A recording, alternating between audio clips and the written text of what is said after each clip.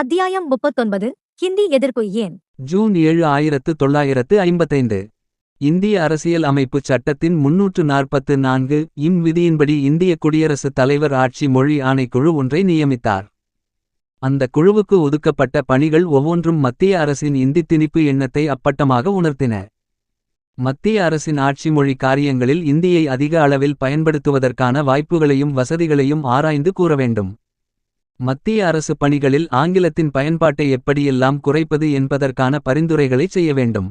ஆங்கில மொழியின் இடத்தில் இந்தி மொழியை வைக்க ஒரு காலக்கெடுவை நிர்ணயித்து அதற்கான திட்டங்களையும் வகுத்துக் கொடுக்க வேண்டும். இன்னின்ன காரியத்தைச் செய்ய வேண்டும் என்று மத்திய அரசு ஒரு குழுவை அமைத்தது. ஆகவே அந்த குழுவும் அதற்கான பணிகளைச் செய்து முடித்தது. அந்த குழுவின் பரிந்துரைகள் சிலவற்றை பார்க்கலாம். இந்தி பேசா மாநிலங்களில் இருக்கும் பள்ளிகளில் பயிலும் மாணவர்களுக்கு ஆங்கிலம் தாய்மொழி தவிர இந்தியையும் கட்டாயமாக போதிக்க வேண்டும். இந்தி பேசும் மாநிலங்களில் இருக்கும் பள்ளிகளில் பயிலும் மாணவர்களுக்கு ஆங்கிலம் இந்தி தவிர வேறெந்த இந்திய மொழியையும் போதிக்க தேவையில்லை. அப்படி வேறோர் இந்திய மொழியை கற்றே தீர வேண்டும் என்று கட்டாயமாக திணிப்பது முறையற்றது. பல்கலைக்கழகங்கள் தத்தமது போதனை மொழியாக இந்தியை ஏற்பதா அல்லது தாய்மொழியை ஏற்பதா என்பதை முடிவு செய்யும் அதிகாரத்தை பெற்றிருக்க வேண்டும். இந்திய தலைமை நீதிமன்றத்தில் இந்தி ஆட்சி மொழியாக ஆவதால் அதனைச் சார்ந்து இயங்கும் மாநில உயர்நீதிமன்றங்களிலும் இந்தியை நீதிமன்ற நடவடிக்கை மொழியாகவும் இருக்க வேண்டும். அதே சமயம் அந்த உயர்நீதிமன்றங்கள் தங்களது தீர்ப்பை அந்தந்த மாநில மொழிகளில் படித்துக் காட்ட வேண்டும். மாநில சட்டமன்றங்களில் நிறைவேற்றப்படும் அதிகாரப்பூர்வமான சட்டங்கள் அனைத்தும் இந்தி மொழியிலேயே இருத்தல் வேண்டும். ஆட்சி மொழி ஆணைக்குழுவுக்கு நியமிக்கப்பட்டிருந்த பெரும்பாலானோர் பரிந்துரைகளுக்கு சாதகமாகவே அறிக்கை கொடுத்தனர். ஆனால் இந்தி பேசாத மாநிலங்களில் இருந்து நியமிக்கப்பட்ட உறுப்பினர்களான தமிழகத்தைச் சேர்ந்த டாக்டர் சுப்பராயன் மற்றும் மேற்கு வங்கத்தைச் சேர்ந்த சுனிதகுமார் சாட்டர்ஜி இருவரும் மாறுபட்ட அறிக்கையை கொடுத்தனர்.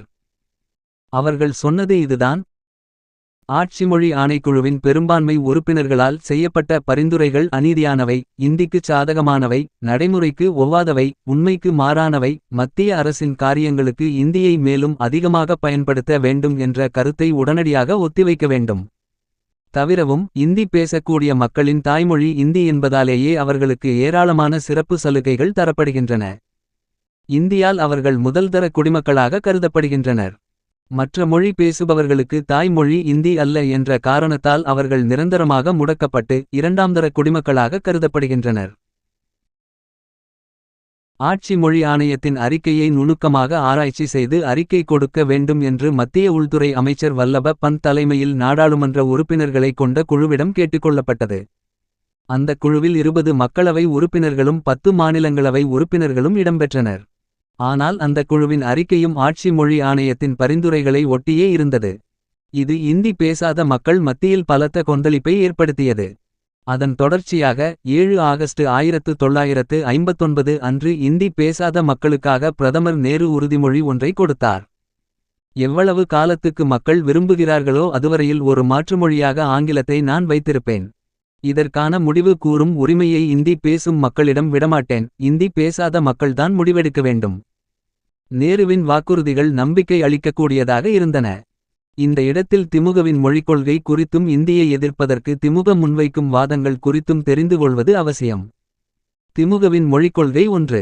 தமிழகத்தை பொறுத்தவரையில் நாட்டுக்குரிய மொழியான தமிழே மாநில ஆட்சி மொழியாகவும் பாடமொழியாகவும் இருக்கும். அதுபோலவே திராவிடத்தின் பிற பகுதிகளான ஆந்திரம், கர்நாடகம், கேரளம் ஆகிய பகுதிகளில் முறையே தெலுங்கு, கன்னடம், மலையாளம் ஆகிய மொழிகள் ஆட்சி மொழியாகவும் பாடமொழியாகவும் இருக்கும். 2. தமிழகம், ஆந்திரம், கர்நாடகம், கேரளம் ஆகிய 4 பகுதிகளும் சேர்ந்த திராவிடக் கூட்டாட்சி நாட்டின் ஆட்சி மொழிகளாக தமிழ், தெலுங்கு, கன்னடம், மலையாளம் ஆகிய 4 மொழிகளுமே திகழும். சுமார் 45 லட்சம் மக்களை கொண்ட சுவிட்சர்லாந்து 4 ஆட்சி மொழிகளை கொண்டிருப்பது போல சுமார் 10 கோடி மக்களை கொண்ட திராவிடமும் 4 மொழிகளை எளிதாக ஆட்சி மொழிகளாக கொள்ள முடியும். 3. பிற உலக நாடுகளோடு அரசியல், வாணிகம், சமூகம் போன்ற பல்வேறு வழிகளிலும் தொடர்பு கொள்வதற்கும் உலக அறிவியல் தொடர்பு கொள்வதற்கும் உலக உயர்தர கல்வி பயில்வதற்கும் உலக நாடுகளோடு நெருங்கி பழகுவதற்கும் உலக பொதுமொழியாக விளங்கும் ஆங்கிலமே தொடர்பு மொழியாக விளங்கும். திமுக இந்தி திணிப்பை எதிர்ப்பதற்கான காரணங்கள்: அகில இந்திய தேசிய மொழியாகவும் அகில இந்திய பொதுமொழியாகவும் அகில இந்திய ஆட்சி மொழியாகவும் இந்தி இருக்க வேண்டும் என்று காங்கிரஸ் வற்புறுத்தியது முதலே தமிழகத்தில் அதற்கு எதிர்ப்பு குரல் கிளம்பியது. இந்தி அகில இந்திய தேசிய மொழி என்று கூறும் கூற்றே பொருத்தமற்றது. ஏனெனில் தேசியம் என்பது தானாக இயற்கையில் வளரும் மொழி, பண்பாடு, நாகரிகம் ஆகியவற்றின் ஒரு தொகுப்பே தவிர திடீரென்று ஏற்படுத்தி காட்டும் ஒரு பொருள் அல்ல. இந்தியா என்பது ஒரே தேசிய மொழியை கொண்ட ஒற்றை நாடு அல்ல. பல்வேறு தேசிய மொழிகளை கொண்ட ஒரு துணைக்கண்டம். இந்தியாவில் உள்ள பல்வேறு தேசிய மொழிகளுள் இந்தியும் ஒரு தேசிய மொழி. இந்தி மட்டுமே தேசிய மொழி கிடையாது. இந்திய துணைக்கண்டம் முழுவதற்குமான பொதுமொழியாக இந்தியைச் சொல்வதற்கு எந்தத் தகுதியும் கிடையாது. இந்தியாவில் இலக்கண இலக்கியங்களிலே மிகச்சிறந்து விளங்கும் தமிழ், தெலுங்கு, கன்னடம், மலையாளம், வங்காளம், மராத்தி, சமஸ்கிருதம் போன்ற செம்மொழிகளை அணைத்துக் கொண்டு செல்வதற்கேற்ற பொதுத்தன்மையோ தகுதியோ திறமையோ சிறப்போ இந்தியிடம் எள்ளளவும் இல்லை. இலக்கண கட்டுக்கோப்போ இலக்கியச் செறிவோ சொல் பெருக்கமோ ஓசை இனிமையோ இந்திக்கு இல்லை. இந்திய துணைக்கண்டத்துக்கு பொதுமொழி ஒன்று தேவைப்படும் நிலையில் பொதுமொழியாக விளங்குவதற்கேற்ற எல்லாவிதத் தகுதிகளையும் திறமைகளையும் பெற்று அகில உலக பொதுமொழியாக விளங்கிவரும் ஆங்கிலத்தையே இந்தியாவுக்கும் பொதுமொழியாக கொள்ளலாம். இதுதான் சிறந்ததும் பயன்தரத்தக்கதுமாகும். இந்தி இந்தியாவில் பெரும்பாலான மக்களால் பேசப்படுவதால் அதுவே இந்தியாவின் ஆட்சி மொழியாக ஆவதற்கு தகுதி படைத்தது என்று கூறப்படுகிறது. இது உண்மைக்கு மாறானது. இந்தி பேசுபவர்கள் இந்திய மக்கள் தொகையில் 1/3 பங்குக்கும் குறைவானவர்கள். மேலும் இந்தி மொழியை பேசுவதாக குறிப்பிடப்படும் 10.5 கோடி மக்களும் ஒரே வகையான இந்தியை பேசவில்லை. பந்தேலி, கனோஜ், பங்காரு, கடிபோலி, அவதி, பகேலி, சாஸ்டிஸ்காரி, மைதிலி, போஜ்பூரி, மகதி, பிஜ்பாஷா என்ற 11 வகைப்படும் இந்திகளைத்தான் பேசுகிறார்கள். இவற்றில் இந்திய அரசால் திணிக்கப்படும் இந்தி வெறும் 2 கோடி பேர் மட்டுமே பேசக்கூடிய கடிபோலி இந்தி. அப்படிப்பட்ட கடிபோலி இந்தி எவ்வாறு 36 கோடி மக்களுக்கு ஆட்சி மொழியாக ஆக முடியும்?